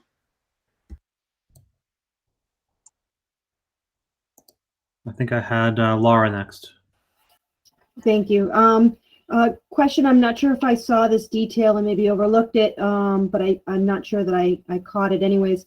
Is there a timeline for when you expect families to know if they've been identified as children in need of these services, and are some parents able to sign students up who maybe did not get recommended by teachers or identified through some sort of process. So we're still looking at the time frame for that, Laura. That's not specifically in there. In terms of parents that still might want kids to have a little bit extra, we are talking about there being some type of enrichment support that we'd be able to provide in some form or fashion. It might not be in person, it might be online, but it's something that we're looking at as well. Thank you. Malaya? All right. One of my questions was about the option to self-refer. So I guess that was just addressed to some degree. I wondered about numbers. I know it's very early in this process, but I don't know if you had a target number in mind to say a certain percentage of students or a certain number that you think our spaces could accommodate, that you're thinking of as a ballpark. Is it like one group, a small group of kids, or, a percentage per school, or just along those lines? Yeah, it's probably going to be 10 to 15%, Malaya, in terms of overall numbers, and it might look a little different from from one place to the number in terms of the numbers because of the way the percentages break down. But that's really what we're trying to look at. And it would be theoretically open to all students, not just special education students. Yeah. Oh, right. And well. it just so people know, again, I'm differentiating this. So we've extended school year for special education that we run automatically, and it's part of students' IEPs. This is something that's different. It's it's support for remedial work for students who need support, and we've been able to, as I mentioned earlier in the presentation, kids who we've identified a lot of these kids already in terms of the support that they need, and we'll continue to take a look at them as we progress through the rest of this year. But again, what we want to do is establish some type of routine for the students during this summer, so they have some continuity. But we also are giving them a chance for a break, end of June, and beginning of August as well. Do you, and this may be for Christine Smith, I'm not sure, do you anticipate extending or expanding the capacity for the ESY programs this summer as well to meet additional needs that may be apparent due to COVID? Chris? Yeah, thank you. Our ESY program, as you know, is all driven through the IEP process. So we are responsive to our IEPs. We have not created an extended number of weeks in the program at this point. But as I said, like last year, we had to extend the staff that we had in just to meet the needs of our kids. So typically we don't have school psychologists and probably as many related service providers or special ed teachers. And so we've had to increase those kind of service providers along with, specialized reading specialists and this kind of thing. I appreciate that. I was just curious because they have somewhat different needs. And Malaya, just jump in on that real quick because this goes along with the first question you also asked. Is it, again, one of the things all districts are going to have trouble with this year in terms of supporting students during the summer is finding staff, because I do know that that's already a conversation that superintendents are having around concern not being able to get staff to commit to summer teaching anyway. So I know sometimes, even during a good year, oftentimes Chris has difficulty finding enough staff to come in and do the teaching that we need. So it's something that we're seriously looking at as well. As we get closer, I'd be interested in knowing how that's going and kind of those discussions, but that's an advanced topic. On the subject of the accelerated but wait, I have a little committee, just so you know, Malaya. I did put it out at CPAC. We have a little special education ESY committee. So if you want to join, I only have 2 members right now, but feel free. I did know there was one in the past, so I appreciate that. So my other question for Daryl is about the Accelerated Academy. Is that, I know that at least one of our middle schools in the past has done what they call a brush up week before school, which sounds maybe not as intensive or targeted, but somewhat similar, where they have math and writing and they have in the morning, you can pick morning or afternoon, and it's largely self-selected, it's not targeted. But is that a similar model or I'm just trying to draw a parallel. Yeah, about it's probably what the day similar might to look that, like. Malaya. And again, it's primarily so that you can get kids. You're really brushing up on your skills beforehand, and it's to get kids into the mode of school prior to school starting. Because again, if It's you can been get them, very effective. I mean, the kids who have done it, I know, have always had reported a great experience. And I'm biased because we did go to that school. I don't know if other schools have Right. that. And it's done through the PTA, so that's another discussion. But I just didn't know if that was a general model. So thank you for that. I appreciate it. And we'll look forward to getting some more updates as we get closer. Thank you. I have Linda Long-Bleal. Yes, just very quickly, I think it's really great that you're focusing on these summer sessions, and I think we should devote as many resources to them as we can within our budget. I'd like to encourage as many students to participate as possible, and I worry a little bit that because there has historically been a stigma associated with summer school or summer sessions, etc., I think it would be helpful to find a positive sort of name for the program to encourage kids to participate, just to alleviate that stigma. So if you could maybe come up with something positive. we'll definitely work on that, Linda. I hear what you're saying. Thank you. Matt? I don't know if you answered this, so I apologize if it has been answered, but have we communicated to those people that have been identified yet as potential, I'll call them candidates? Not yet, Matt. What is the plan for that communication? So right now, what we want to do is define the plan first before we put out, specifics around the plan. So I would probably say sometime right before or right after April break. Have we communicated to students, teachers, or the people that support them to see what can be done in the meantime to help with remediation? That's what they're doing now. So they're actually working with these kids anyway. So again, what we're looking at is we might have these kids. Some of the kids might, these are the kids that were already the cohort D students to begin with. So they're already getting that support. What we're looking to do is somehow provide that extra support during the summer, so that we're able to keep them going during the summer as well. I appreciate the different pieces of the presentation that you had put together regarding some could be DESE funded. Have we identified a budget for these pilot programs, for the programs? What is the cost going to be to our district to be able to put an effective program in place? So we're actually doing that right now, Matt. I'll probably be able to come back to you guys. If not the 12th, it'll probably be the meeting after that where I could talk to you specifically about the costs associated with this. I can tell you that one of the things we're looking at is being able to tap into the Sr3 Grant, which is that third grant that's coming through for us from the last round of the stimulus package. And what we should be able to do is utilize that to help. And again, 20% of that grant has to be utilized for remedial work in some form or fashion. So we know that that's several $100,000. Have we identified the amount of resources that we're going to need tied to the funding or the budget?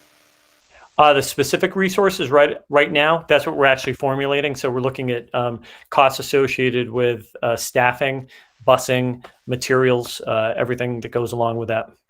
It would be very helpful to be able to see what all those components are from resources, tools. I'm speaking because I know that, for instance, the summer recreation program in Rutland has already been offered one of the schools to be able to conduct summer recreation. And I don't want to be putting a cart before a horse if we don't understand, one, who is the potential audience, meaning the students, what resources do we need to support that audience, and what is the financial impact. And I heard pieces of each of those, but I don't think that there's definitive answers on what that would look like. No, you're exactly right. I guess, and I think you had a question. Were you when referring to this, like the summer programs, were you talking about, okay, Rutland Rec uses NAQUAG, for example. So was it, okay, are you not going to be able to use NAQUAG because Rutland Rec is using it? It's, well, my question is more around that, yes, that it sounds like, remember, Director Smith had mentioned that there might be pilot programs. I'm envisioning that this might extend to different schools that we typically would have summer programs in. Yeah, and one of the things we're looking at right now, part of our discussions have been how we can consolidate some of our programs so that they're located in one space. Because the other part of this is, having a nurse available, and that in and of itself can be a challenge to actually get nurses during the summer who can be there and be available for those buildings. So that's one of the reasons why we're looking at larger spaces where we might consolidate programs. Thank you. I have Sherry next. My question is specifically about the high school. I'd like to know where the line is being drawn between remediation and leveling down students for next year. I'm hearing a lot about, the honors kid who always got A's and B's, who, is now getting D's due to whatever factor of remote COVID learning. And now for next year, they're being asked to go to CPA level classes. Of course, I don't want to put them on this path that they were on this upper path and now they're being brought down, where maybe if they had, this summer remediation, they would be able to continue on the path they were on, especially in math programs and such. I don't want to only focus remediation on the kids who are failing, because there are kids who were overachieving who are certainly underachieving at this point, and I worry for them. I guess I'd be curious to know in the recommendations at the high school for the next year, have we seen a drop in levels overall? Sherry, that's a great question. You bring up a great point, because again, we're not talking. There are students who have, who are at this level and who were on this track, and then I think the pandemic kind of threw a wrench into their gears, and it made it very challenging for them to move forward this year. One of the challenging parts is really defining what those specific skills need to be for that student, and then also the schedule associated with the students moving forward. So I know that that's one of the things, they have to get the scheduling done ASAP. I'll definitely speak with Bill about that, because I do think that's a really good point that you bring up. Thank you. So I have a follow-up and a couple of questions, but we have a point of order made by Malaya. I believe you'd like to make a motion. I did want to make a motion to extend the meeting till 10:30. Is there a second? Second. Okay, Randy, would you call the roll? Member Ayala? Ayala, yes. Member Bennett? Bennett, yes. Member Brown? Member Gustafson? Yes. Member Haber? Haber, yes. Member Kirschenbaum? Kirschenbaum, yes. Member Knowlton? Bolton, yes. Member Lavoy? Lavoy, no. Member Longbeliel? Longbeliel, yes. Member Mills? Mills, no. Member Otmar? Otmar, yes. Member Pantos? Pantos, no. Member Shapiro? Shapiro, yes. Member Silva? Silva, no. Member Smith? Smith, no. Member Sullivan? Sullivan, no. Member Williamson? Williamson, yes. Member Woodland? Woodland, yes. Member Young? Yeah, no. And Chair Dennis? Dennis, yes. What do we got there? 12 yes. And 7 no. Okay. So thank you. I will, I know, Linda, you have your hand raised. We'll come to you. I have a couple quick questions, and one is a follow-up to, I think, what Sherry had asked. So, and Daryl, you had mentioned that, the plan hasn't been developed yet. You hope to be able to share it on the 12th, if not the 12th, then the one after that. I guess I want to understand, is it the district's plan to assess systematically all students in the district and determine specific students that may have a particular deficit that needs to be addressed, and two, whether or not there are systematic themes overall that need to be addressed. So yes, that's one of the things we're looking at is, again, we talked about the assessments that will be, have been going on and will continue to do to give us, some, and we'll be able to pull out some common themes, ultimately, in terms of looking at what some of the supports might need, what might have to be. I think Linda Woodland mentioned earlier, what the SEL supports might look like. So we have those pieces. But specifically when we're talking about some of the other work that we're looking at, it's really around ELA, math, and science for that middle and high. Thank you. There are studies that are starting to come out. McKinsey has done one that has projected reading learning loss as of June 2021. This is a projection, but 6 months of reading learning loss overall. So these are studies that are starting to come out. It's obviously a concern, and we, as many other districts, will need to understand what the impact of the past year and a half has been, and what do we do about that? Reading in particular is one that's so foundational to student success in every other area. I use that as an example. But it's really important that we understand that we have this approach, and when these assessments would occur. Would they occur before the end of the year? Would they occur at the beginning of next year? I think is an important detail for us to understand. Finally, when we received this update, you mentioned before the Sr3 Grant. There are a few different avenues for potential funding, the Sr3 Grant being one. There's also funding, from the American Rescue Plan Act that's coming to towns that could potentially be used should the case be made that there's a remediation plan that is needed. So there is a potential for an ask there. And then, the third area is money that's being administered through DESE. But again, I think that we need to be able to articulate the program and the need. So this coming together, although there's a lot of things that come together this time of year, is timely for us to be able to, number one, understand what the situation is, what our plan is to address it, and to look for funding to be able to support it.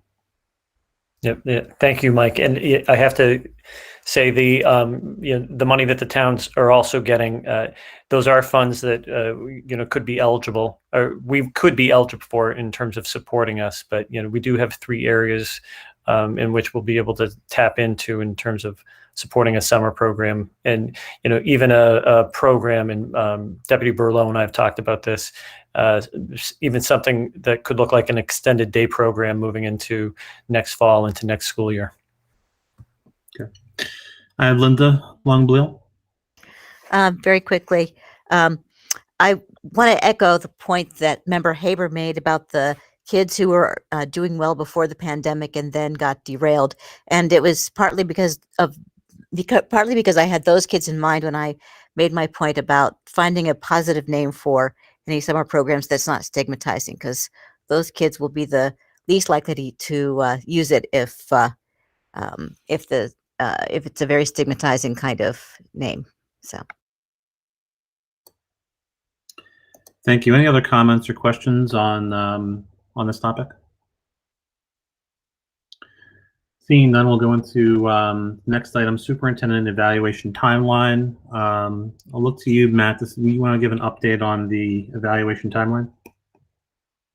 Sure. Before I do that, Chair Dennis, if you had an opportunity to connect with Glenn, is that sufficient for me to address that? I'm sorry, Matt, your connection is a little jumbled, so I'm not sure I caught. Can you hear me now? That sounds a little better. Have you had a chance to connect with MASC? Yes. So, the question for everyone else is, the intention here is to bring in support from MASC on helping to set a baseline of understanding for filling out the rubric for the superintendent evaluation. And I did confirm with them that they're able to meet us both at our subcommittee date on April 6th, as well as our next full school committee meeting on April 12th. All right. So can you hear me now, Mike? I can. All right. So I'll go over the timeline of events. So the next meeting we met as in a subcommittee recently in the past week and a week ago today. And the timeline is on April 7th, the evaluation subcommittee will meet, and we're going to be joined by MASC Representative Glenn Kuchar. And what is going to happen at that meeting is Glenn is going to help us understand the proper ways to complete the assessment in terms of weighting and scoring.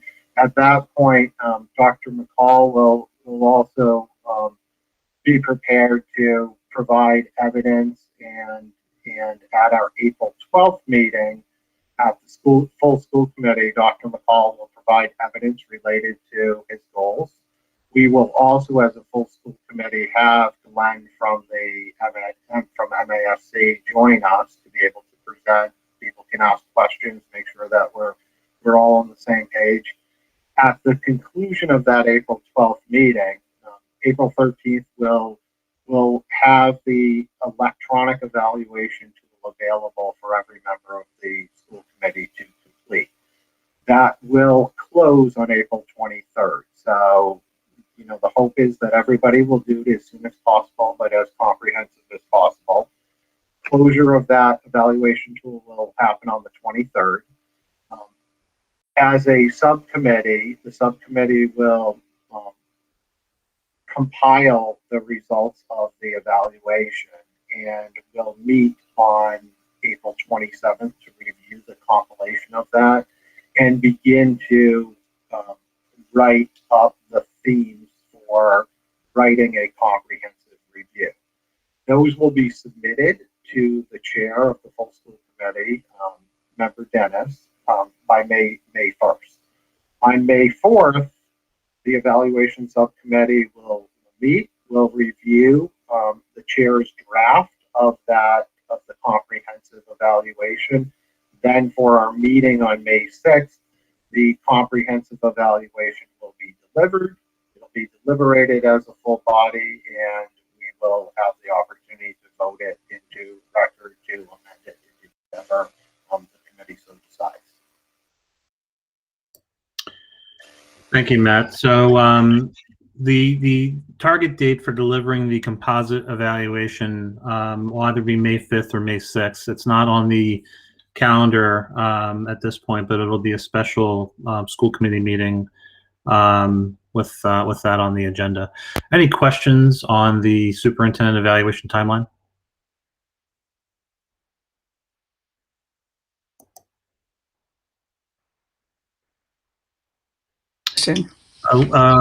Malaya, is this? It is. Yeah, it is. Yeah, but was Linda before me, or did she talk already? No, that was before we Okay. extended, so you're up. Okay, I only have a quick question. I appreciate having it all laid out so we can all set aside time in our calendars. My quick question was about the MASC piece.